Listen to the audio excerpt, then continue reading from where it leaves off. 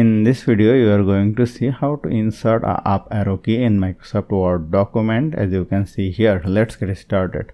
We can apply multiple methods. For the first method, let us go to insert, click on the equation, then click on this drop down equation symbol, and here you will find the up arrow. Then the up arrow will be inserted. There is another way.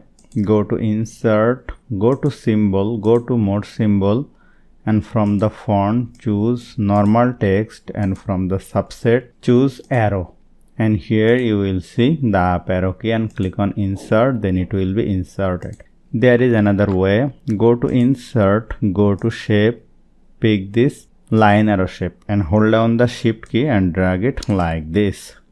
Go to shape outline, go to wide, you can increase the wide and you can change the color from here. Now click on the arrow, go to rotate and choose this option, flip vertical. So hope you found this video helpful. If you like this video, please share this video with your friends and family and don't forget to subscribe. Thank you.